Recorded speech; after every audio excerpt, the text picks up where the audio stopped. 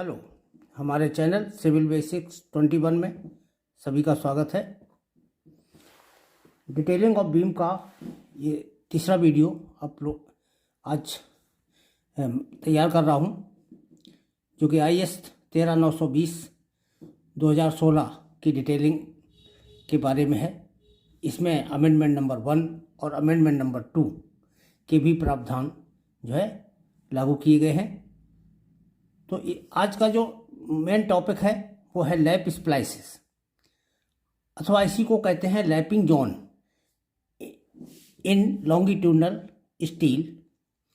यानी जो बीम में लॉन्गिट्यूडनल स्टील डाली जाती है उसमें लैपिंग जोन कहाँ पर दिए जाएंगे, तो इस बारे में यहाँ बताना है कि कहाँ पर लैप नहीं दिया जाना चाहिए और कहाँ कहाँ पर लैप दिया जाना चाहिए। तो 13920 में जो क्लाज है वो 6.2.6 क्लाज है, और इस क्लाज में जो इसके सब क्लाज हैं उसमें का क्लैरिफिकेशन आज हम स्टेप बाय स्टेप करने जा रहे हैं। तो स्टार्ट करते हैं। क्लाज 6.2.6 टॉपिक है लैप स्प्लाइस ऑफ लॉन्गिट्यूडनल, ये lapping zones in longitudinal steel in beam. तो इसका पहला सब क्लॉज है 6.2.6.1 लैप स्प्लाइसेस, टॉपिक हेडिंग है। और इसमें इसका ए पार्ट में जो कोड की लैंग्वेज है उसको देख लें। Over entire length of lap spacing of the stirrups should not be greater than 150 mm। इसका अर्थ समझें। यहाँ क्या कहा गया है इसमें कि जहाँ पर लैप दिया गया है, यानी एक छड़ इधर से आ रही है, ये यहाँ जा रही है, और ये छड़ इधर से आ रही है, ये मुड़ी हुई है, इतना ओवरलैप दिया हुआ है, यही हमारा लैप कहलाता है। यानी जहाँ पर छड़ की लंबाई समाप्त हो जाती है और फिर उसको आगे उसी की लंबाई को यानी दूसरी छड़ जोड़ना होता है उससे, तो एक दूसरे के ऊपर ओवरलैप देते हुए इस छड़ को आगे जोड़ा जाता है। तो जो जिस लंबाई तक जोड़ा जाता है वो पूरा लैप कहलाता है।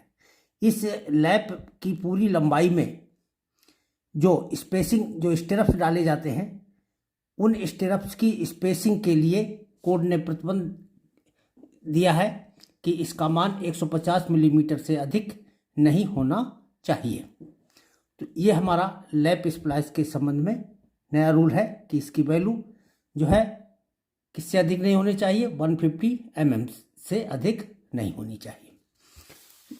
अब इसके बाद दूसरा इसका बी पार्ट जो है, बी में लैप लेंथ के बारे में कहा गया है कि ये ओवरलैप कितना दिया जाना चाहिए।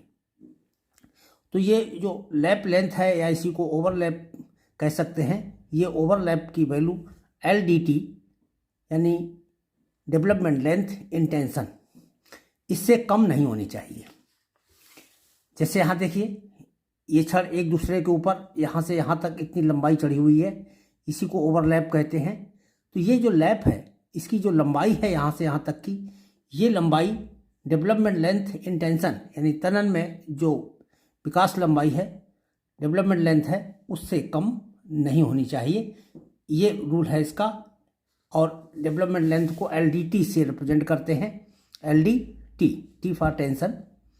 और ये जो LDT की वैल्यू है कैसे कैलकुलेट की जाएगी, लार्जेस्ट लॉन्गिट्यूडनल बार के डायमीटर का प्रयोग करके हम LDT की गणना करेंगे। LDT का जो फार्मूला है उसमें डाया ऑफ बार का यूज करना पड़ता है। तो डाया ऑफ बार कौन सा लेंगे, जो लार्जेस्ट लॉन्गिट्यूडनल बार होगी, यानी लॉन्गिट्यूडनल बार्स में से जो सबसे अधिक व्यास की छड़ होगी उसी छड़ के व्यास का प्रयोग करके हम LDT की गणना करेंगे। तो ये हमारा बी पॉइंट हो गया। इसके बाद है सी पॉइंट। तो सी पॉइंट में देखिए क्या है, lap splice shall not be provided, यानी लैप स्प्लाइस कहाँ नहीं देने चाहिए इसका उल्लेख किया गया है सी पार्ट में। तो lap splice number 1 with in A joint, ये ज्वाइंट के अंदर नहीं देना चाहिए। यानी इसका अर्थ ये है कि जहाँ पर बीम और कॉलम का ज्वाइंट हो उस स्थान पर लैप नहीं देना चाहिए। एक पॉइंट तो ये हो गया। सेकंड पॉइंट है within a 2D distance from the face of the column. Within a 2D distance from the face of the column. यहाँ समझिए कॉलम का जो ये इनर फेस है यहाँ से 2D दूरी तक बीम में जो है ये लैप नहीं देना चाहिए, यानी इस स्थान पर लैप नहीं लगाना चाहिए। इसी तरह से दूसरे सिरे पर जो कॉलम का फेस है इनर फेस यहाँ से 2D दूरी तक यहाँ पर भी नहीं लगाना चाहिए। तो यानी बीम के दोनों सिरों पर कॉलम के इनर फेस से 2D दूरी तक ये लैप नहीं दिया जाता। ये हमारा सी पॉइंट में इस बात को कहा गया है, within a 2D distance from the face of the column. और इसका थर्ड है कहाँ नहीं देना चाहिए, within a L/4 span of the beam. Beam के 1/4 स्पान में नहीं देना चाहिए।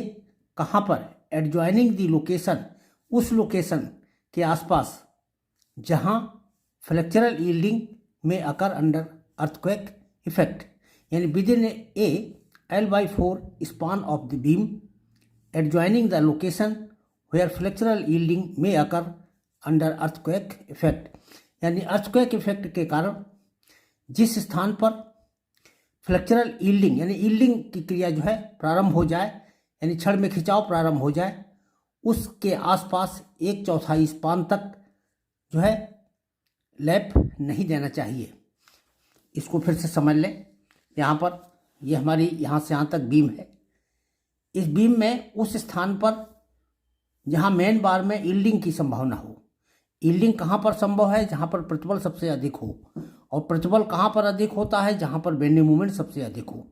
और बीम में बेंडिंग मूवमेंट प्राय मिडिल पॉइंट पर ही सबसे ज़्यादा होता है, क्योंकि इसमें लोड हमारे यूडियल टाइप के होते हैं, जिसका मैक्सिमम बेंडिंग मूवमेंट मिडिल में आएगा। तो मिडिल में ही जो स्टील में अधिकतम प्रतिबल उत्पन्न हो जाता है, जिसके कारण वहाँ पर यील्डिंग की पॉसिबिलिटी रहती है। तो इन मोस्ट केसेस जो यही हमारा मिडिल पॉइंट होता है, अगर हमारी लोड हमारे सिमेट्रिक नहीं है, उस केस में ये पॉइंट हमारा इधर दाहिने या बाईं ओर शिफ्ट हो सकता है। उस केस में हमको एग्जैक्ट वो बिंदु निकालना होता है जहाँ पर बेंडिंग मूवमेंट की वैल्यू मैक्सिमम हो। तो यानी मैक्सिमम बेंडिंग मूवमेंट का बिंदु पर जो है उसके दोनों तरफ मिला करके कुल जो दूरी है वो स्पान बटे 4 के बराबर दूरी को के बराबर दूरी जो है, इस दूरी के अंदर कोई भी लैप नहीं देना चाहिए। ये हमारे तीसरे बिंदु का मतलब है। तो लैप की 3 कंडीशन आई थी। पहला था बीम कॉलम के जॉइंट के अंदर नहीं देना चाहिए, यहाँ भी जॉइंट है यहाँ पर भी नहीं देना चाहिए। कॉलम के इनर फेस से 2D दूरी तक इस साइड में और ये 2D दूरी तक इस साइड में यहाँ पर लैप नहीं देना चाहिए। और जहाँ यील्डिंग प्रारंभ हो जाए उसके दोनों सिरे पर L/4 स्पान तक ये लैप नहीं देना चाहिए। तो लैप कहाँ नहीं देना चाहिए वो मुख्य ये बातें हैं, और इन बातों को हमें विशेष रूप से ध्यान में रखना पड़ता है। अब देखिए अगले पॉइंट पर, देखिए डी पॉइंट पर इसमें लिखा है at any section not more than 50% longitudinal bar shall be spliced. इसका मतलब समझिए कि बीम के किसी भी सेक्शन में जहाँ पर लैपिंग दी जा रही है वहाँ पर जितनी भी छड़ें डाली गई हैं उन छड़ों के आधी छड़ों से ज़्यादा छड़ों में स्प्लाइस नहीं करना चाहिए, यानी splicing should not be more than 50% of the longitudinal bars. तो किसी भी सेक्शन में जहाँ कहीं भी हम लैप कर रहे हैं वहाँ सभी छड़ों में नहीं किया जाता, बल्कि आधे छड़ों से कम में ही किया जाता है। तो जिन छड़ों में स्प्लाइस किया गया है उन छड़ों की संख्या आधे से अधिक नहीं होनी चाहिए, यानी 50% से अधिक नहीं होनी चाहिए। ये रूल है, ये डी पॉइंट में कहा गया है। तो ये हमारा डी पॉइंट हो गया। अब इसके बाद यहाँ देखिए क्लास है हमारा 6.2.6.2। इसमें आता है मैकेनिकल कपलर के बारे में जानकारी दी गई है। मैकेनिकल कपलर क्या होते हैं इसको एक बार देख लें। जब हमें 2 छड़ों को आपस में जोड़ना पड़ता है, यहाँ पर बीच में आकर के ये जोड़ रही हैं दोनों छड़ें, इनके ऊपर एक सॉकेट टाइप प्रकार का एक कपलर होता है जिसमें इन छड़ों में थ्रेडिंग करके इस कपलर के ऊपर कस दिया जाता है। कपलर एक सॉकेट की तरह से होता है, तो ये दोनों छड़ों को मजबूती से जोड़ देता है। यही हमारे मैकेनिकल कपलर कहलाते हैं। तो मैकेनिकल कपलर के बारे में कोड की रिकमेंडेशन क्या है, पहले उसको देख लें। इस क्लास में mechanical coupler conforming to IS 16172, यानी ये कोड है मैकेनिकल कपलर के डिटेल्स के बारे में। अगर आप मैकेनिकल कपलर के और ज़्यादा विस्तार से जानकारी चाहते हैं तो आप इस कोड को जो है कंसल्ट कर सकते हैं, इसको देख सकते हैं डाउनलोड करके। May be used when longitudinal steel bars have to be continued due to the large beam span, यानी बीम के लंबे स्पान के कारण जब हमको लॉन्गिट्यूडनल बार को आगे कंटिन्यू करना हो, उस स्थान पर हम मैकेनिकल कपलर का प्रयोग करते हैं। तो ये इसके बारे में कहा गया है। फर्दर अब इसी में ये तो ये कहा गया कि कहाँ करते हैं, यानी बीम की लंबाई जब बहुत ज़्यादा हो और हमें छड़ की लंबाई को बढ़ाना हो, तो उस केस में मैकेनिकल कपलर का प्रयोग करके हम छड़ की लंबाई को बढ़ा लेते हैं। अब इसमें ये ए पॉइंट है इसका, ए पार्ट है इसका। ए पार्ट के बारे में मैं यही बता दूं कि इस पार्ट में जो हमारा ये IS 13920 2016 का कोड है, इसमें ये क्लास की लैंग्वेज अलग थी। यहाँ पर अमेंडमेंट 1 जो हुआ है इस कोड का, इस अमेंडमेंट 1 में ये ए पार्ट में जो लैंग्वेज है इसको चेंज करके बदल दिया गया है, और ये बदली हुई लैंग्वेज ही यहाँ पर हम आपको बता रहे हैं, जो कि अमेंडमेंट नंबर 1 के अकॉर्डिंग है। तो इसमें जो लैंग्वेज है वो इस तरह से है, only those mechanical coupler which are conforming to IS 16172 and capable of developing the specified tensile strength in spliced bar, यानी ऐसे कपलर जो IS 16172 के अनुसार हों और जिनमें निर्धारित सामर्थ्य उत्पन्न करने की क्षमता हो छड़ों में, यानी छड़ों में ये निर्धारित सामर्थ्य को उत्पन्न कर सकते हो, शैल बी परमिटेड, इनको जो है अनुमति दी जा सकती है। At any section not more than 50% of longitudinal bars, इनका प्रयोग भी किसी भी सेक्शन पर आधे से ज़्यादा छड़ों में नहीं किया जाता, यानी ये कपलर भी आधे से ज़्यादा छड़ों में प्रोवाइड नहीं किए जाते किसी एक सेक्शन पर। And the next location coupler and the next location of the coupler shall be at least 300 millimetre away. इस लाइन का मतलब समझ लें। यहाँ पर जैसे ये हमारे मेन बार्स दर्शाई हुई हैं, एक कपलर यहाँ दिया गया है, एक दूसरी छड़ में ये कपलर दिया गया है, तीसरी छड़ में मान लीजिए कपलर यहाँ नहीं देना है, तो ये कपलर हम इसके आगे बढ़ा करके कुछ दूरी पर जा करके देंगे। तो इस कपलर और इस कपलर के बीच की जो दूरी है ये हमारी 300 मिलीमीटर से कम नहीं होनी चाहिए। तो इसके बारे में ये कहा गया है कि शैल बी एटलीस्ट, ये कम से कम 300 मिलीमीटर दूरी हो, तो एटलीस्ट कम से कम 300 मिलीमीटर, इससे कम नहीं होनी चाहिए। 300 मिलीमीटर से ये दूरी कम नहीं होनी चाहिए, इससे ज़्यादा हो सकती है। तो ये दूरी के बारे में वहाँ पर उल्लेख है। अब इसका जो बी पार्ट है, बी पार्ट में कोई संशोधन नहीं हुआ है, ये हमारा पहले की तरह से ही है जो 2016 के कोड में है। तो the spacing between the adjacent longitudinal bars shall be based also on the outer size of the coupler to allow easy flow of the concrete. इस बी क्लास की लैंग्वेज का जो मतलब है हम यहाँ फिजिकली आपको बता दे रहे हैं। यहाँ इनका कहना है कि लॉन्गिट्यूडनल बार्स के बीच में जो छड़ों का जो अंतराल रखा गया है, यानी इन छड़ों के बीच की जो दूरी रखी गई है वो इस तरह से होनी चाहिए कि जहाँ कपलर लगे हैं तो कपलर के कारण जो है इसके डाया में वृद्धि हो जाती है, छड़ का डाया कम होता है, कपलर का डाया ज़्यादा होता है। तो इन यहाँ दोनों कपलर के बीच में जो स्थान है ये हमारा कम घट जाता है। तो इन दोनों कपलर्स के बीच में जो बचा हुआ स्पेस है यहाँ से होकर कंक्रीट जो है आसानी से फ्लो हो जाए, इस बात का केवल ध्यान रखते हुए ही हम ये स्पेसिंग निर्धारित करते हैं। अगर ये स्पेसिंग हमारी इतनी कम हो रही हो कि यहाँ से कंक्रीट के फ्लो होने में दिक्कत हो रही हो, यानी इसका एग्रीगेट यहीं पर रुक जा रहा हो, तो हम ये स्पेसिंग बढ़ा करके प्रयोग करते हैं।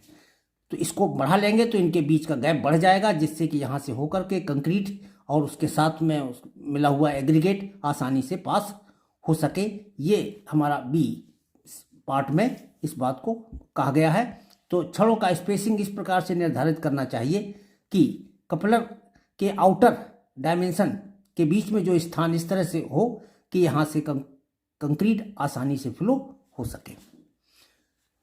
तो ये हमारे कपलर के बारे में ये पॉइंट हो गए। और इसके बाद हमारा 6.2.63 है तीसरा, वेल्डेड स्प्लाइसेस। अब यहाँ पर छड़ों के बीच में वेल्ड करके भी छड़ों को जोड़ा जाता है, लेकिन इसके बारे में जो कोड की रिकमेंडेशन है वो इस तरह से है कि welded splice shall not be used for longitudinal bars in beams for 2D distance from the column face or in any location where yielding of the bar is likely to take place। ये ठीक उसी तरह से है कि जहाँ lapping कहाँ नहीं देनी चाहिए, उसकी जो लैंग्वेज थी कि वेल्डेड स्प्लाइस कहाँ पर शैल नॉट बी यूज्ड नहीं देने चाहिए, कहाँ पर कॉलम फेस से 2D दूरी तक, कॉलम फेस से इधर से भी 2D दूरी तक, और उस स्थान पर जहां यील्डिंग की संभावना हो वहां L/4 स्पान तक ये कपलर या ये वेल्डेड स्प्लाइस ये नहीं देना चाहिए। ये यहां पर कहा गया है। तो at any location not more than 50%, और किसी एक स्थान पर 50% से अधिक छड़ों में वेल्ड स्प्लाइस नहीं देना चाहिए। तो वेल्ड स्प्लाइस मतलब छड़ों को वेल्ड करके जोड़ना, यही वेल्ड स्प्लाइस कहलाता है। इसके बारे में और आगे है वेल्डिंग ऑफ लिंक, यानी जो मेन बार्स के जो लिंक होते हैं, टाइज होती हैं, इनको या इसी तरह के सिमिलर एलिमेंट, इसी तरह का कोई दूसरा एलिमेंट जो स्टील का है, उसको लॉन्गिट्यूडनल बार के साथ कभी भी वेल्ड करने की अनुमति नहीं दी जाती। यानी कभी कुछ लोग ये कहते हैं कि इसको मजबूत बना फिक्स करने के लिए अगर लिंक को या टाई को अगर हम मेन बार से वेल्ड कर दें तो वो ज़्यादा मजबूत, तो उसकी परमिशन नहीं दी जाती है। तो code does not allow for this any type of welding with link और सिमिलर टाइप्स ऑफ एलिमेंट। अब वेल्डिंग के बारे में जो है, वेल्डेड स्प्लाइस के बारे में एक्चुअली कोड की ये लैंग्वेज है, लेकिन अभी काफ़ी अन्य लोग इसके बारे में एक और जानकारी मैं बता दूं कि जिस स्थान पर वेल्डिंग की जाती है तो जो वेल्ड का मटेरियल है वो उतना डक्टाइल नहीं होता, उस मटेरियल की डक्टाइलिटी में कमी आ जाती है और ब्रिटलनेस उसमें बढ़ जाती है। तो वेल्डिंग हैज ब्रिटल प्रॉपर्टी, क्योंकि अच्छा ब्रिटल प्रॉपर्टी होने से अगर हमारा स्टील डक्टाइल नहीं है, वो किसी स्थान पर ब्रिटल हो जाता है तो उसके उस स्थान पर भंग होने की संभावना ज़्यादा हो जाती है। तो इस आधार पर सजेशन ये है, जैसे ये IITG के एक वेबसाइट है, इसमें यही सुझाव दिया गया है कि जहाँ तक संभव हो वेल्ड को अवॉइड करना चाहिए। बाकी दूसरे हम दे सकते हैं, वेल्ड को अवॉइड कर दें। तो ये था आज के टॉपिक में कि स्प्लाइस कहाँ देने चाहिए, क्या इनकी लोकेशन होनी चाहिए, ये किस जोन में दिए जाते हैं, किस जोन में नहीं दिए जाते हैं वेल्ड लैप स्प्लाइस। तो ये टॉपिक यहीं पर पूरा होता है। Thank you. नेक्स्ट वीडियो में हम कॉलम की डिटेलिंग के बारे में जानकारी आपको उपलब्ध कराएंगे। Thank you.